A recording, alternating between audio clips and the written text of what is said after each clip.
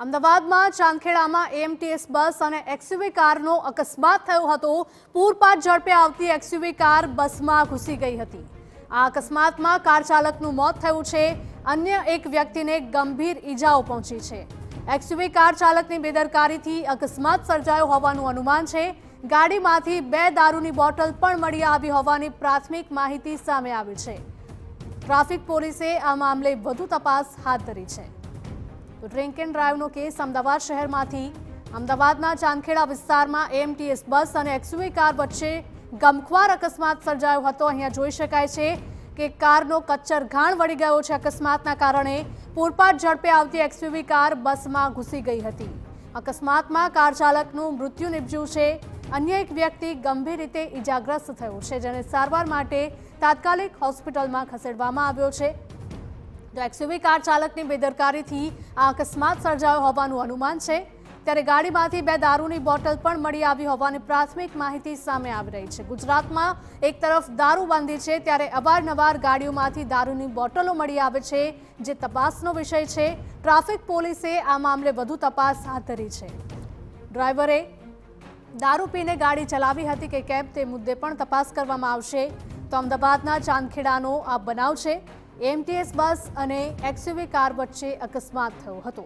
સંવાદદાતા મિહિર જોડાયા છે। મિહિર, જણાવશો કે અમદાવાદના ચાંદખેડા વિસ્તારમાં એક્સિડન્ટની આ ઘટના બની હતી। કાર પૂર ઝડપે આવી રહી હતી અને તેના કારણે જ અકસ્માત થયો હોવાનું અનુમાન છે। ચાંદખેડા એએમટીએસના બસ સ્ટેન્ડ પાસે આ અકસ્માત છે તે સર્જાયો હતો। એક્સયુવી 700 જે કાર ચાલક હતો તે પૂર ઝડપે કાર હંકારતો હતો અને જેના કારણે તે અગાઉ પણ આ જે અકસ્માત જે છે કે બાઇક ચાલકને અથડાવી અને અકસ્માત કરી અને આગળ જઈ રહ્યો હતો અને તેવામાં જ એએમટીએસ બસને પાછળ આ એક્સયુવી કારે અથડાવી દેતા અકસ્માત સર્જાયો હતો અને જેમાં આખી એક્સયુવી કાર છે કે જે કચ્ચર ઘાણ થઈ ગઈ હતી અને એએમટીએસની પાછળ થઈ જતા જ જે કારમાં રહેલા જે ખાલી સાઈડ પર બેઠેલો જે વ્યક્તિ હતું તેનું ઘટના સ્થળે જ મોત નીકળ્યું હતું। સાથે જ આ બંને લોકોને ફાયર વિભાગ દ્વારા બહારથી તે કાઢવામાં આવ્યા અને ત્યારબાદ એક જે ઇજાગ્રસ્ત તેને હોસ્પિટલ ખસેડવામાં આવ્યો અને અન્ય એક વ્યક્તિ છે તેનું મોત નીકળ્યું છે।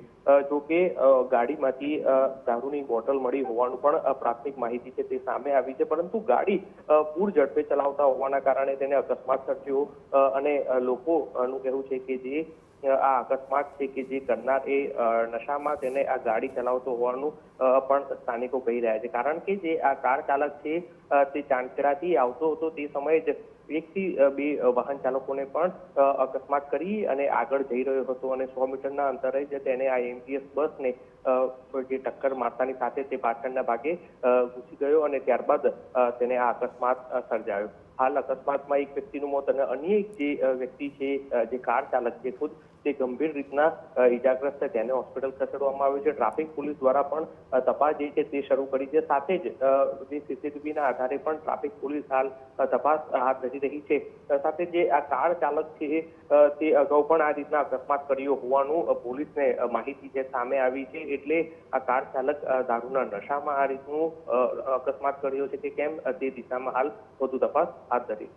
જી બિલકુલ મિહિર, માહિતી બદલ આપનો આભાર। તો અમદાવાદના આ દ્રશ્યો, ચાંદખેડામાં એએમટીએસ બસ અને એક્સયુવી કારનો ગમખ્વાર અકસ્માત સર્જાયો હતો।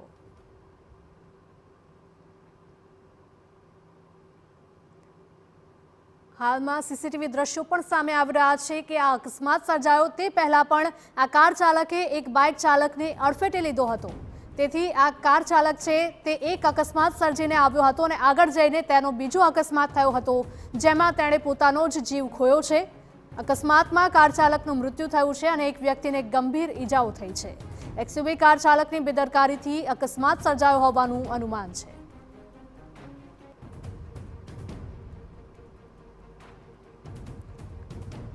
ડિવિઝનલ ફાયર ઓફિસર પંકજભાઈ આપણી સાથે જોડાઈ ગયા છે। પંકજજી, જણાવશો કે જે પ્રકારની આ ઘટના અમદાવાદના ચાંદખેડામાંથી સામે આવી છે, આ કાર ચાલકે આ અકસ્માત અગાઉ પણ સર્જ્યો હતો એવું પણ પોલીસ રિપોર્ટમાં સામે આવ્યું છે।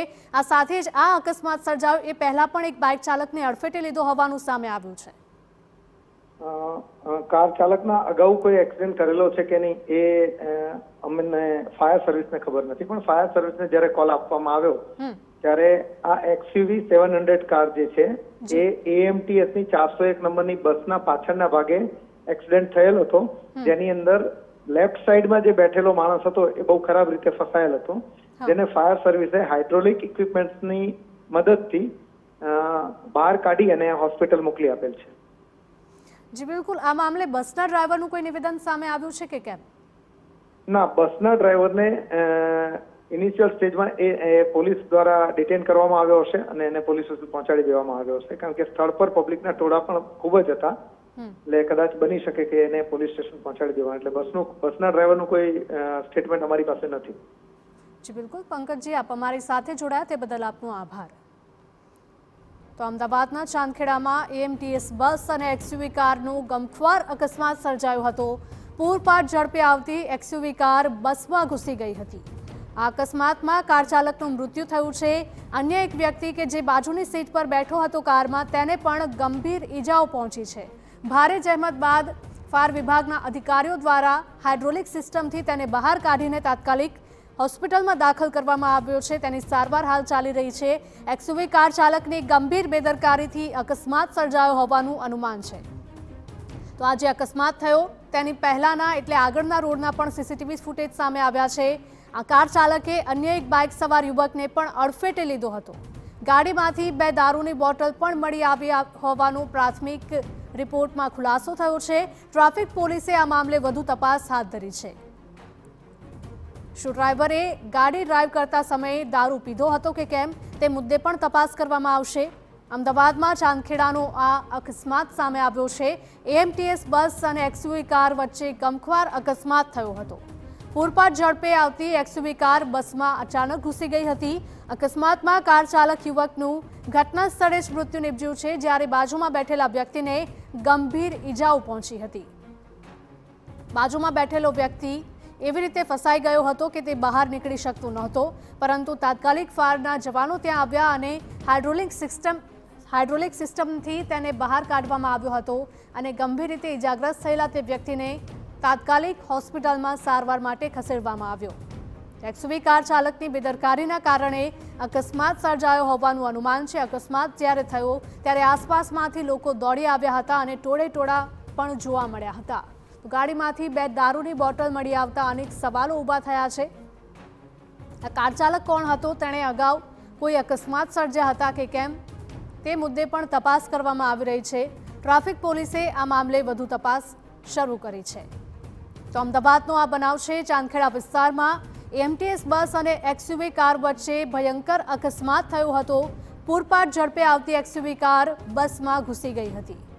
બસમાં બેઠેલા મુસાફરો પણ અચાનક કાર ઘૂસી જતા ગભરાઈ ગયા હતા. અકસ્માતમાં કાર ચાલકનું મૃત્યુ નિપજ્યું છે અને એક વ્યક્તિ કે જે બાજુમાં બેઠો હતો કારમાં, તેને ગંભીર ઈજાઓ પહોંચી છે. તો બાજુમાં બેઠેલા વ્યક્તિને તાત્કાલિક હોસ્પિટલમાં ખસેડવામાં આવ્યો છે. ફાયર વિભાગના અધિકારી સાથે પણ TV9 દ્વારા વાતચીત કરવામાં આવી. તેમણે કહ્યું હતું કે બાજુમાં બેઠેલો વ્યક્તિ ફસાયેલો હતો કારમાં, તે બહાર નીકળી શકે તેવી હાલતમાં નહોતો, પરંતુ ફાયરના જવાનોએ મહા જહેમતે તે વ્યક્તિને બહાર કાઢ્યો હતો. અને TV9માં આપનું સ્વાગત છે. હું છું આપની સાથે હિરલ મહેતા. તમને એ ઘટના તો યાદ જ હશે કે એક શાળામાં બાળકોએ પોતાના જ હાથ પર કાપા માર્યા હતા. એક સાથે 40 વિદ્યાર્થીઓએ આવું કર્યું હતું.